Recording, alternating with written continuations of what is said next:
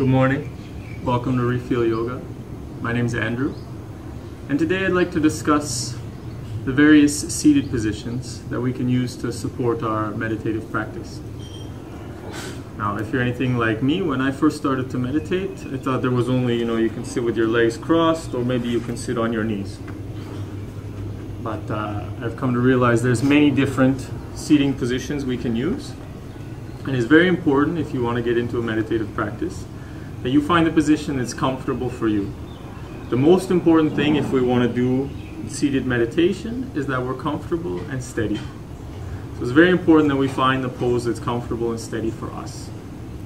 So I'm going to go through a few different positions, not necessarily in any order. We're not going to go too deep into details about the benefits or the chakras that are being activated, the flow of energy. We just want to start very basic and find a comfortable position that we can put the body in, where we can maintain the spine erect and we can relax to go into this deep state of meditation. So there's many different seated positions that we can choose, and they all depend on your flexibility, the openness of the hips, the alignment of the pelvis. So it's important that we experiment with different ones to find out what's working for us. So I'll kind of start more gentle, which require less flexibility, and we'll work up in this way. But don't think that any pose is superior to another. There is no right or wrong pose for meditation. The only thing that's important, and I'll say it right now, and I'll probably end up repeating it because it's important, is that the spine is erect. So regardless of which seating position we choose, we always want to press our seat down into the earth, reach the crown of the head up to elongate the spine. Not straighten the spine, the spine has natural curves, but we always want to elongate the spine. And we want the shoulders rolled back and down, so the chest is open in a relaxed manner. And from there we have a good position of the spine, good flow of the energy in the central channel to allow us to support us to go deep into meditation. So the first position we can choose is in a chair.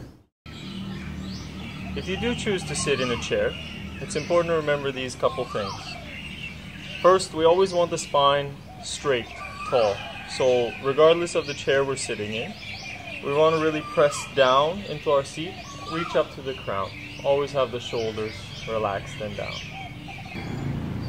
Next, it's important that we always have a firm surface to support our spine. So it's better if you have a flat, harder chair rather than a nice, comfy, lazy boy kind of sofa chair. It'll just help us to maintain our erect posture for a longer period of time.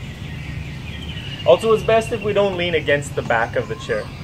Even if this isn't a good example because the back is very far back, but even if you have a back support that keeps you quite erect, it's very flat, still, given some time, you'll start to slouch just a little bit in the lower back. And with that support, you might even have more of a tendency to and it's not what we want. So we really encourage you to sit away from the back, nice and tall, so that you maintain your awareness throughout the practice. So with the feet flat on the floor, the bum pressing down into the firm seat, reaching up to the crown of the head, we're ready to go into our meditative practice. Now we're going to go into a few cross-legged seating positions. The first one is called Sukhasana. Sukha means easy or comfortable. So this is in Sanskrit the easy or the comfortable pose. Now, just because it's called the easy or the comfortable pose doesn't mean it's always going to be easy or comfortable. Again, it depends on your flexibility, the openness in your hips. So this pose is fairly general. I think it's the one most of us sit cross-legged in a child. We can start with the legs open. We bend one knee, having the foot a little bit away from us. Then we bend the other knee, and we want the heels underneath the knees. And this is it. We can do it with the left leg in front, or we can do it with the right leg in front. This one's a little more awkward for me. But like I said, it's not always going to be easy or comfortable. And in the case that you need, you can always use support. You can always use a cushion under your hips. You can use cushions under the knees. I don't have any extra props right now. But when I first started to do meditation, I had 3 cushions under my bum, and I had 2 cushions under my knees, because I was literally sitting like this. And over time, I promise you, the flexibility comes. it's just about relaxing. We really utilize the breath and we try to soften. And with repeated practice and patience, flexibility comes, I promise. The next pose I'm going to introduce was my favorite seating pose when I first started meditating, because I found it more stable than Siddhasana. It requires a little more flexibility in the hips, but you really feel grounded to the floor when you're in this pose comfortably. For this one, especially at the beginning, I recommend a cushion under the hips to elevate the hips. Now this is called Ardha Siddhasana. Siddhasana is the perfect pose. We'll get there later. It's a very more technical seated posture. And Ardha means half. So this is half of the perfect pose. So to start, we want to bring one heel to the perineum. So just behind the genitals and in front of the anus. So I'm going to bring my right heel there. And the idea in this pose is we create a certain pressure there at the base of the spine. There's more advanced reasoning behind this, but for now we could just think of it as support. You know, when we press down there, we can really reach up straight through the spine. And we bring the other foot and we just stack it right in front. So you see, it's not opening my hip too much, and it's both my legs are firmly grounded on the floor. When I press down, especially into my perineum, which is connected with my heel, I feel very tall, very stable. And it's a perfect supported pose to go into this deep state of meditation. One thing that can happen is we can tend to lean forward in this pose a little bit. So always make sure that in this one we want to tuck the pelvis back just a little bit, and so that we maintain this erect spine and we're not kind of leaning forward. The next pose we're going to discuss is called Svastikasana. Now here we're getting a little more flexibility required in the hips, but it's a comfortable pose as well. I'm going to remain sitting on the cushion for this one, because as well I feel it helps me in this pose. Now, what we really want is we always want the hips higher than the knees, or at least in line. You know, that's the goal. So if any of these poses you're sitting like this, take a cushion, take a block, take something to support. You know, fold your pillow in half, because we want to try to get the hips as high as the knees or higher. So Ardha Siddhasana, So Svastikasana, the pose of the swastika, we start by folding in one leg and we place the foot against the opposite thigh. So I'm bending in my right leg and I'm placing the foot against my left thigh. And I'm going to do the exact same with the left leg. So then I'm going to bend in my left leg and I'm going to place the foot against my right thigh. So I end up in this, they're kind of crossing each other, and somehow the ancient Indians connected this with the image of the swastika, which has a much nicer connotation in history than it has been given in more kind of recent times. So this pose is quite comfortable. Again, it's opening the hips a little bit more, but it's eventually a lead up to the lotus pose, Padmasana, or the half lotus pose, Ardha Padmasana. So we'll go into, well, since I mentioned them, let's go into those poses now. So again, we start with the legs open. I'll switch it up this time. So I'm going to bring the left foot close in beside my right thigh now, a little bit further away so that it'll support my knee. And then I'm going to bring the right foot up towards. Now, if your hips are not open, make sure you do some movement to open the hips a little bit. Very important that this flexibility is coming from the hip and not the knee. If your hips are not flexible enough, the knee is going to try to rotate to get you into this pose, and that's how we can end up with injuries. Trust me, when I was younger, I pushed myself into the lotus pose and I almost couldn't walk for 2 months. So really be gentle, really be present with yourself. Don't let your ego say, I need to get into this pose. If you're not ready for one of these, like I said, there isn't one that's better than the other. Even though one is called the perfect pose, not one is better than the other for what we want to achieve, which is a state of steadiness, comfort, and relaxation, so we can go deep into our meditative practice. When your hip is flexible enough and the rotation is not coming from the knee, you can bring the foot up and rest it above the left thigh, above the opposite thigh. So here I've got one leg underneath supporting my knee and one foot on top of the thigh. Sitting nice and tall, always pressing the seat down, reaching the crown up, shoulders back and down. and now I'm prepared for my meditative practice. Now, depending, if I'm sitting on the floor, I like to have this foot underneath for support. But for me, if I'm sitting on a cushion, I like to bring it closer, and I can actually drop my knee all the way down.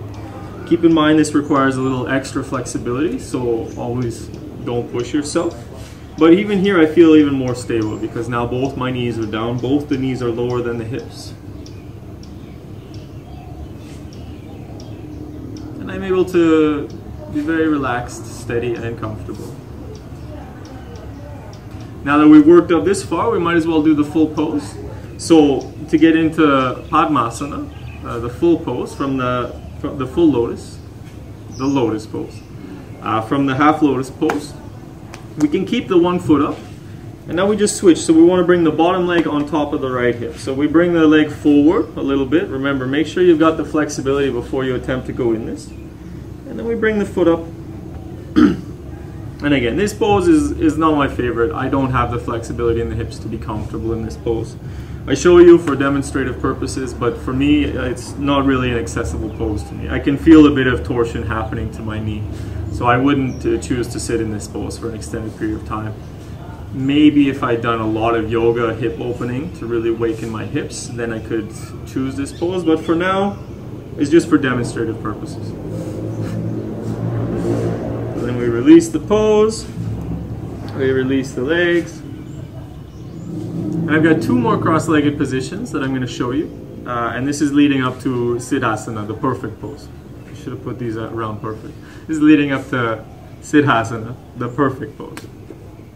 So again, we want to place a pressure at the perineum. So I'm going to take my right heel and I'm going to put it at the base of my spine, between the genitals and the anus. And then I want to take the left heel and I want to place it above the genitals. Okay, so especially for us men out there, be very careful when you get into this pose because you can, and it's really not nice. I didn't do this pose for a number of years because the first time I tried it, I destroyed myself and I was like, it's not for me.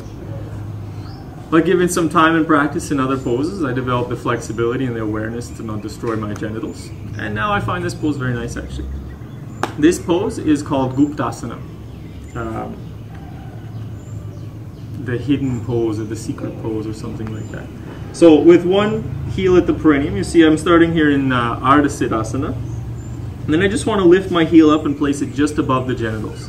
So for the men, it's just above the base of the penis, and for the woman, it's just above the clitoris. So placing there, again, with flexibility and awareness, I lower it down. And my ankles end up touching on top of each other. So now I've got a pressure at my perineum, and I've got a pressure just above the genitals. Again, this has deep energetic implications, but we'll cover that in another class. As always, sitting nice and tall, shoulders rolled back and down.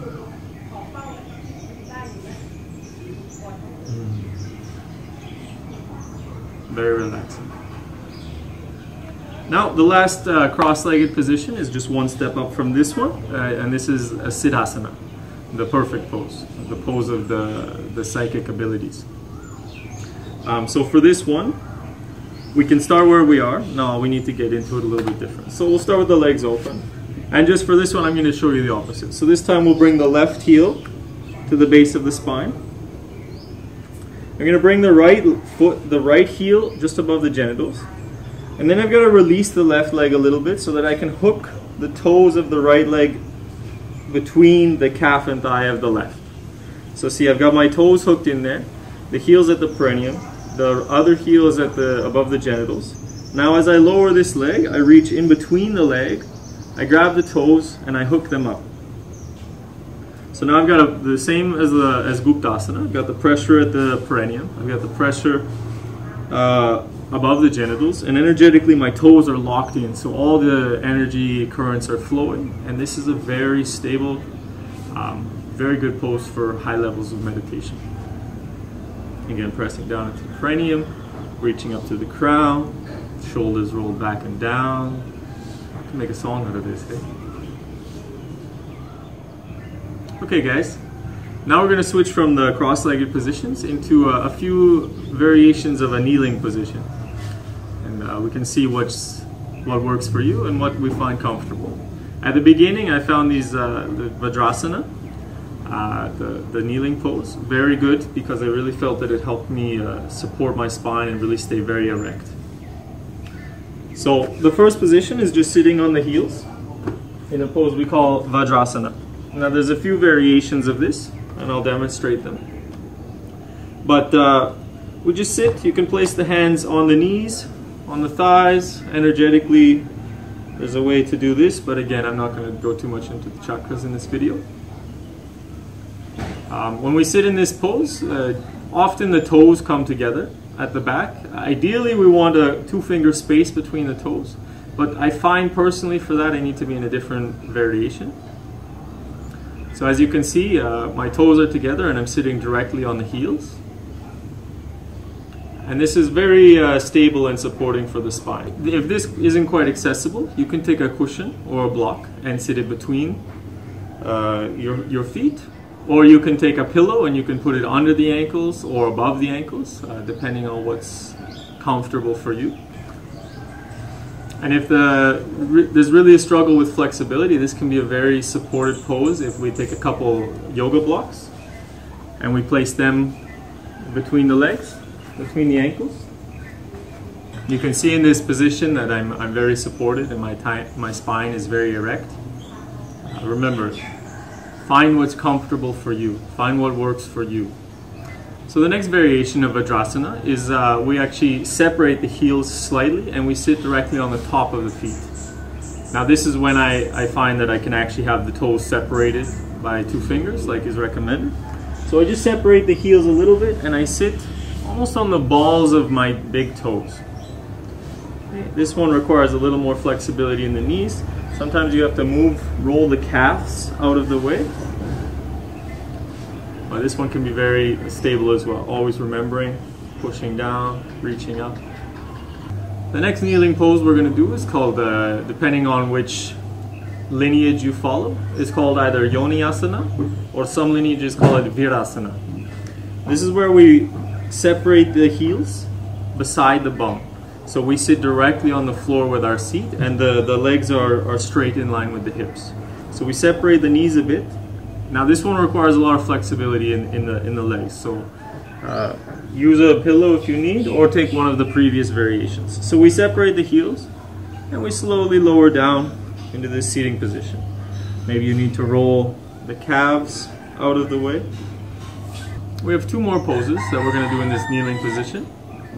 The next one is called Mandukasana. And for this one, we separate the knees quite wide. We bring the toes together. I don't know if you can see down there, but we bring the tips of the toes together and we want to sit with our perineum right on the floor actually. So we lower down. And this one is very, very powerful, very stable. It's almost like a cross-leg position in its stability, but it's a kneeling position, so it's there's a different flexibility for the legs, the knees, and the hips.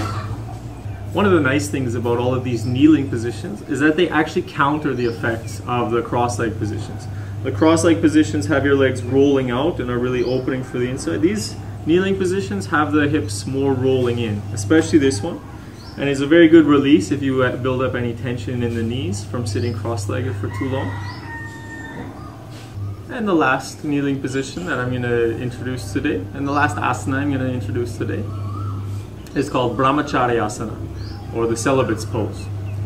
For this one as well, it's a kneeling position, and now it's can be quite challenging for the knees and the hips. Also is a very good counter for the cross-legged positions.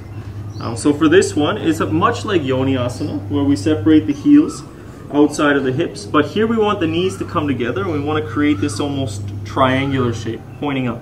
Then very slowly and carefully we lower down. We keep the knees together, we keep the legs out to the sides, we sit nice and tall. So there you have it, guys. I hope today's videos helped you to find a position that supports your meditation practice. Why don't you leave a comment below and let me know what's your favorite position? What works for you and what do you struggle with meditation? Any ideas you'd like to hear for another video, I'm happy to hear. And I wish you a very deep and peaceful meditation. Namaste.